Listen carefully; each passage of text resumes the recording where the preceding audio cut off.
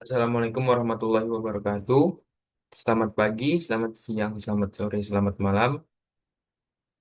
Izin memperkenalkan diri, nama saya Wesley Frikolfa Siregar. Saya dari kelas AK303, Akuntansi Biaya semester ganjil tahun ajaran 2025-2026 dari Universitas Cyber Asia. Di sini saya akan menjelaskan pembahasan soal UTS Akuntansi Biaya yang mana menjadi syarat untuk eh, nantinya dikumpulkan sebagai sebagai ujian untuk UTS nanti. Baik, eh,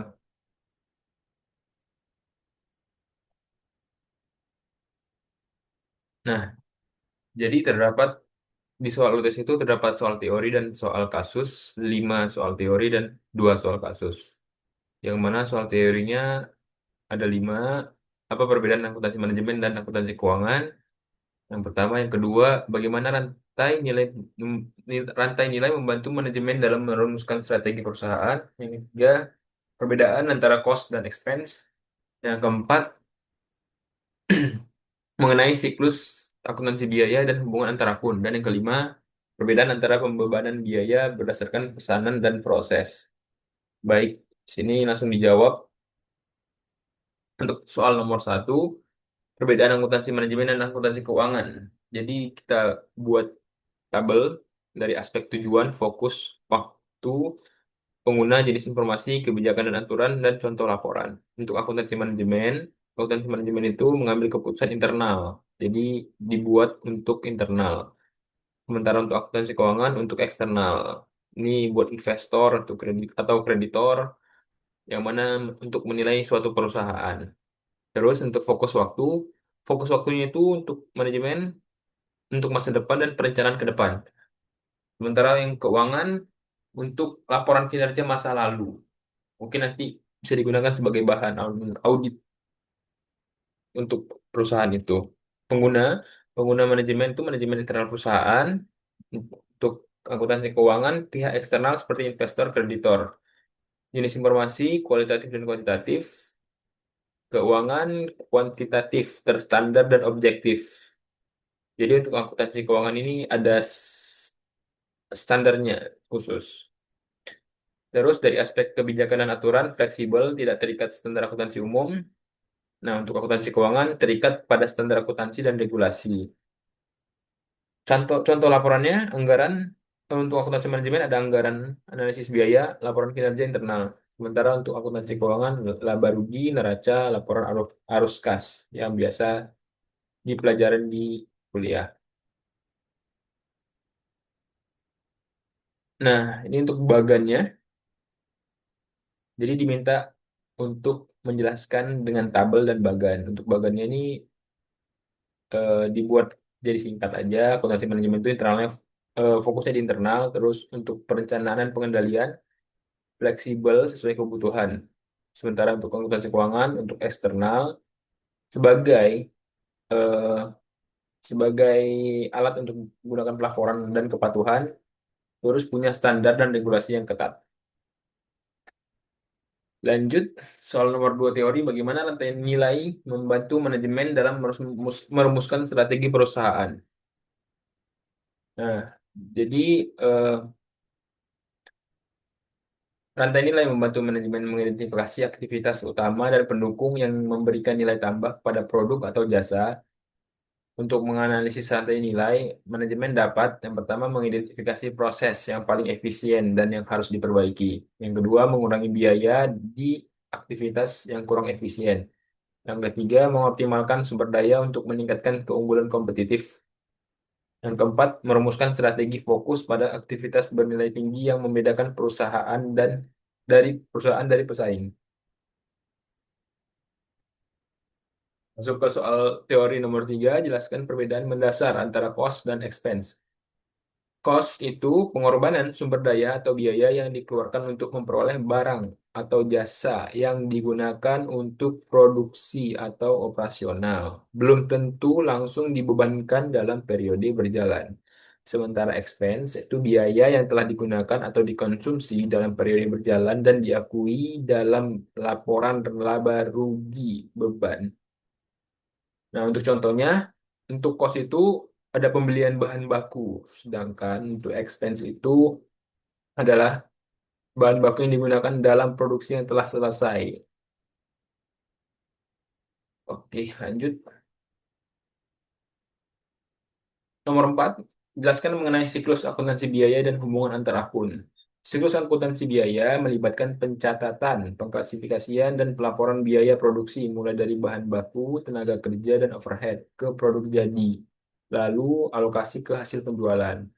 Hubungan antar akunnya itu akun itu dipakai untuk dikurangkan dari persediaan bahan baku, dialokasikan ke produk. Akun tenaga kerja langsung dicatat sebagai bagian biaya produksi. Overhead, pabrik dialokasikan ke produk biaya manufaktur. Total biaya manufaktur masuk ke work in process, kemudian ke produk jadi dan akhirnya dibebankan ke HPP saat produk terjual. HPP atau harga pokok penjualan. Oke, soal terakhir dari soal teori, jelaskan perbedaan antara pembebanan biaya berdasarkan pesanan dan proses. Nah, saya ambil di sini 4 aspek dari basis keuntungan, basis perhitungan pertama, yang kedua jenis produk, yang ketiga contoh, dan yang keempat penentuan biaya. Dari basis perhitungan, pembebanan biaya berdasarkan pesanan itu ke tiap pesanan khusus yang unik. Nah, sementara yang berdasarkan proses itu secara rata-rata ke setiap proses produksi.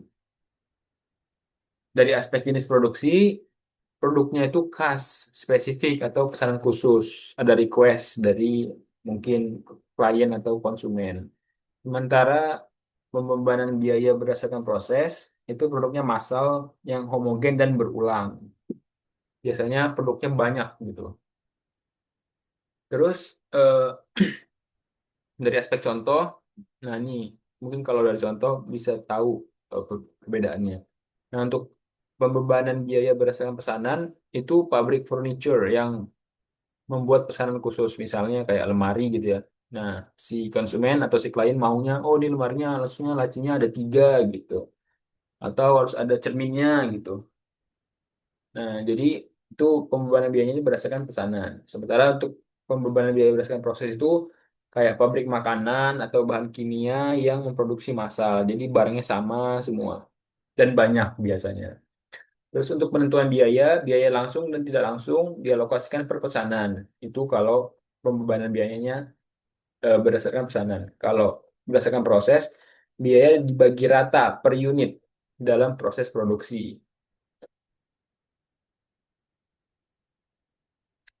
Oke, masuk ke soal kasus. Terdapat 3 soal kasus sebagaimana yang sudah saya jelaskan di awal. Langsung saja untuk soal pertama. Ini diminta untuk menyusun COGM atau Cost of Good Manufacture tahun 2017. Yang kedua, ada pertanyaan jika revenue tahun 2017 sebesar 1,2 juta, susunlah income statement 2017.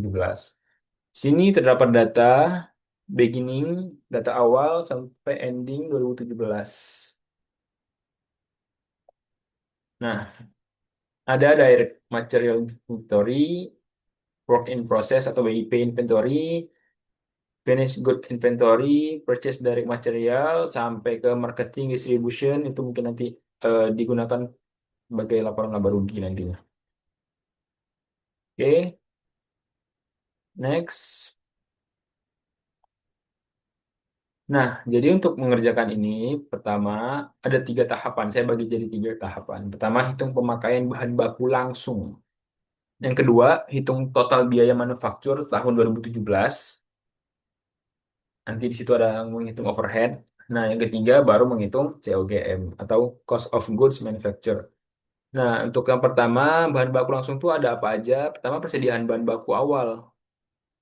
Nah, mungkin bisa disambil di screenshot atau di bolak-balikin screenshot aja deh. Nah, di sini ada beginning 130.000 itu awal. Nah, ini masuk. Nah, di sini sudah saya catat sebenarnya berdasarkan data tadi.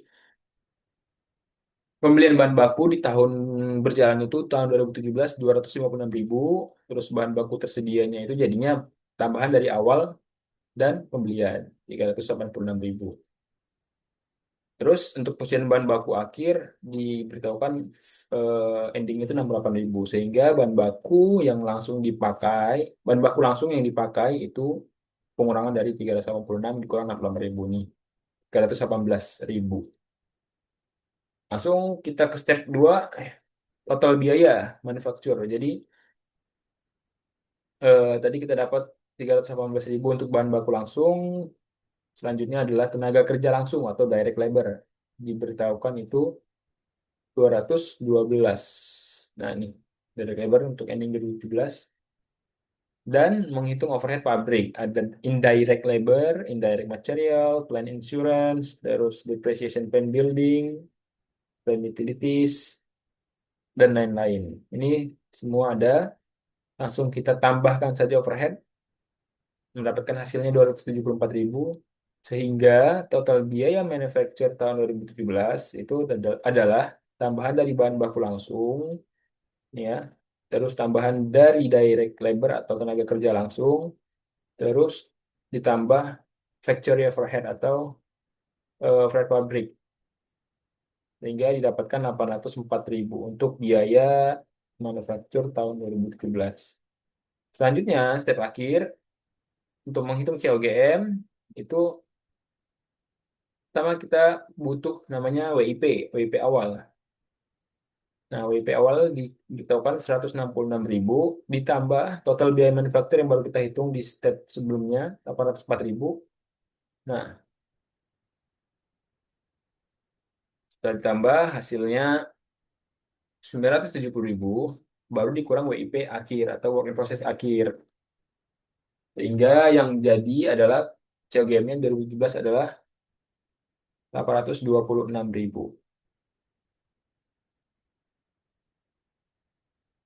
Oke, selanjutnya eh, permintaan soal kedua itu adalah menghitung laba bersih 2017. Laba bersih itu adalah laba kotor dikurang beban operasi.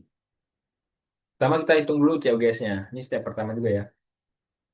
COGS itu adalah persediaan barang jadi awal tambah COGM kurang persediaan barang jadi akhir. Dapat COGS 868.000. Nah, terus di untuk laporan laba rugi dibutuhkan penjualan atau revenue, di mana eh, revenue-nya dapat 1 juta. Oh ya, COGS ini sama dengan HPP ya, atau harga pokok penjualan. Nah, laporan laba kotor itu adalah pengurangan dari pendapatan atau revenue penjualan kurangin harga pokok penjualan. Ini laba kotor. Nah, untuk mendapatkan laba bersihnya dikurangi dengan beban-beban operasi 152.000. Nih, dengan catatan marketing atau distribution 124.000 dan general administratif 68.000. Itu yang menjadi beban operasi. Sehingga didapatkan laba bersihnya 140.000 di tahun 2017. Oke, next. Soal 2. Diminta untuk jurnal dari transaksi di bawah dari PT Velove selama bulan Mei 2020 dengan data-data sebagai berikut. Ada A, persediaan awal Mei 2020, persediaan bahan baku, persediaan barang dalam proses. Terus yang B, selama bulan Juni 2020 telah terjadi transaksi sebagai berikut. Ada satu 2 3 pembelian bahan baku, membayar gaji, upah, terus upah tenaga kerja langsung, upah tenaga kerja tak langsung, terus ada membayar biaya-biaya produksi, biaya telepon, biaya pemeliharaan gedung, biaya asuransi gedung, dan biaya lain-lain pabrik. Terus yang keenam ada membayar utang atas pembelian bahan baku. Yang ketujuh ada membayar penyusutan gedung, sorry, dan mesin pabrik masing-masing 375.000 dan 180.000. Terus yang terakhir kita mendapatkan informasi pada akhir bulan Mei 2020 terdapat persediaan sebagai berikut. Persediaan bahan baku 6,7 juta dan persediaan barang dalam proses 5,9 juta. Oke, kita diminta untuk membuat jurnal. Nah, di sini Saya langsung screenshot aja jawaban saya dari Word supaya gampang dibaca. Pertama untuk poin A, untuk saldo persediaan awal itu tidak di jurnal karena itu informasi yang kita dapat itu sebenarnya lanjutan dari periode sebelumnya. Nah, seperti ini. Terus yang B, nah ini baru di jurnal untuk pembelian bahan baku kredit syarat 210 N30 sebesar 14,2 juta. Nah, tidak ada potongan langsung yang diakui saat pembelian, dicatat sebesar harga faktur. Debit persediaan bahan baku, kredit utang dagang atau utang usaha sebesar 14,2. Lanjut, nomor duanya membayar gaji dan upah. Nah, di sini di soal itu diinformasikan itu kalau nggak salah ada typo ya. Cuman kita anggapan typo tahun kalau nggak salah ya. Cuman kita anggap tahunnya sama. Nah, ini 2014. Ini terlalu terlalu jauh ya tahunnya. Sementara ini 2020. Ya pasti mungkin jadi pekerjanya nggak dibayar gaji upah. Demo kali ya. Lanjut. eh, nah, di poin 34 baru ada jurnalnya. Pertama beban gaji dan upah. Ini masuknya nanti WIP. Terus debitnya itu, kreditnya kas. Terus yang keempat ada FOH, beban gaji dan upah. Ini bedanya ya karena dia tuh tenaga kerja langsung, ini tenaga kerja tak langsung. Sebagai pembagi aja antara WIP dan FOH. Debit beban gaji dan upah, kredit kas. Terus membayar biaya-biaya produksi bulan Mei 2020. Ada listrik, pembelian gedung, asuransi gedung, dan lain-lain. Itu debitnya. Kreditnya keluar uang kita sebesar 1,2. Terus membayar utang, utang dagang, kalau membayar ya kredit kas, utang dagangnya di debit, utang dagangnya berkurang. Tapi kita mendapatkan potongan pembelian sebesar 236 sehingga uang kita yang keluar realnya 11,564 eh, ribu. 11.564.000. Nah, nomor 7 ada penyusutan gedung. Penyusutan gedung nanti masuk di debit, kreditnya akumulasi penyusutan gedung sebesar 375.000. Penyusutan mesin masuk debit, kreditnya akumulasi penyusutan mesin 180.000. Untuk poin C, pemakaian bahan baku ke proses WIP 12,8 juta, presiden bahan baku 12,8 juta. Nah, ini WIP ini ya penjumlahan antara bahan baku langsung tadi ya, dan yang langsung-langsung gitu. Nah, untuk mencari bahan baku yang digunakan itu persediaan awal ditambah pembelian dikurang persediaan akhir. Nah, ini kan tadi dikasih tahu ya, ya. Nah nih, persediaan bahan baku, persediaan proses, persediaan barang dan proses. Sehingga persediaan barang baku yang digunakan itu nantinya akan sama dengan yang diinformasikan di ini 6,7 ditambah 5,9,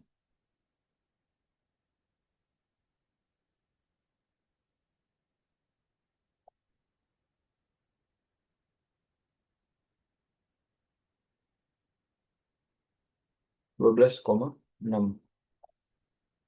Eh, sorry.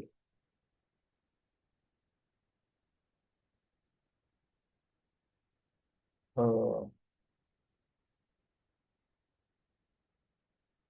ya ini dia 5,3 untuk persediaan awal, 14,2 untuk pembelian, dikurangi persediaan akhir 6,7. 6,7 ya, 6,7 persediaan awal 6,3 ini ya. Ya, bukan sama. di poin C ini.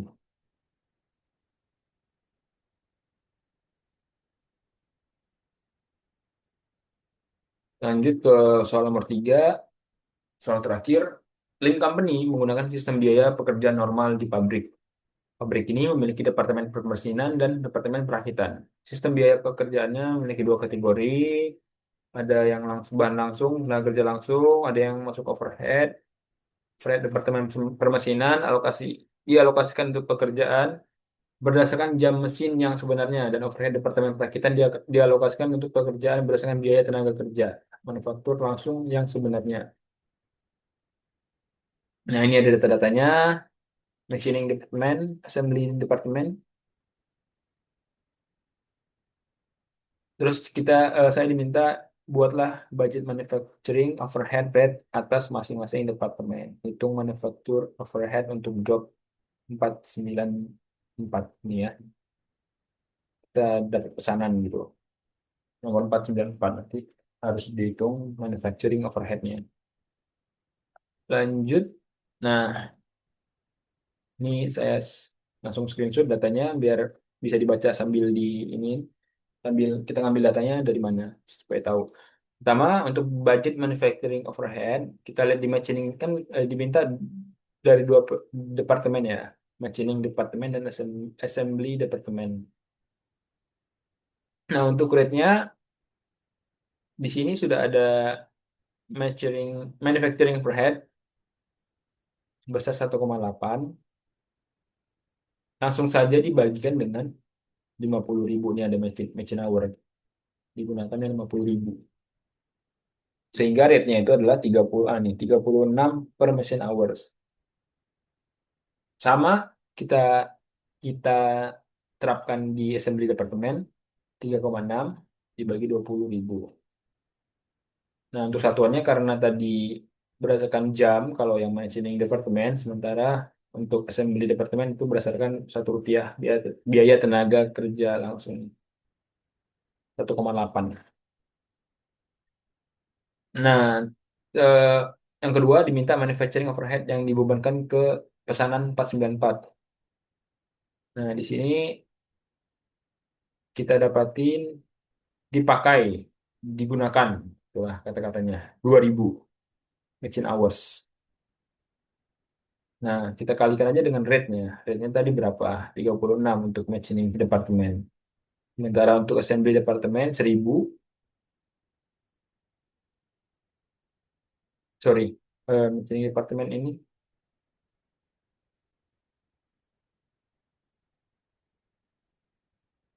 biaya tenaga kerja langsung 80.000 kali 1,8.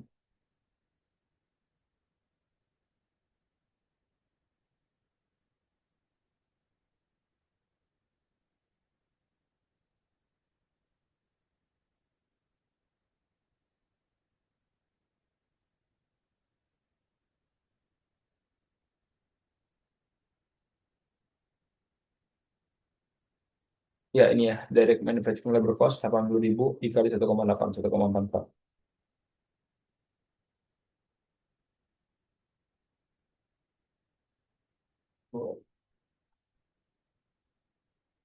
Karena kan saya baru ingat ini itu kan di rate-nya itu per Rp1 biaya tenaga kerja langsung. Jadi tenaga kerja itu kan labor cost di sini. Jadi pengalinya itu adalah ini, bukan ini machine hours, karena beda satuannya dengan machining departemen. Yang mana rate-nya tadi kalau departemen itu per machine hours, jadi tinggal kali aja. Ini dikali 2.000 dikali rate-nya. Kalau ini per Rp1 biaya tenaga kerja langsung. Sehingga yang mau dikalikan adalah 80.000 dikali 1,8 rate-nya. Dapat 144.000. Sehingga total manufacturing overhead untuk pesanan 494 adalah 216.000.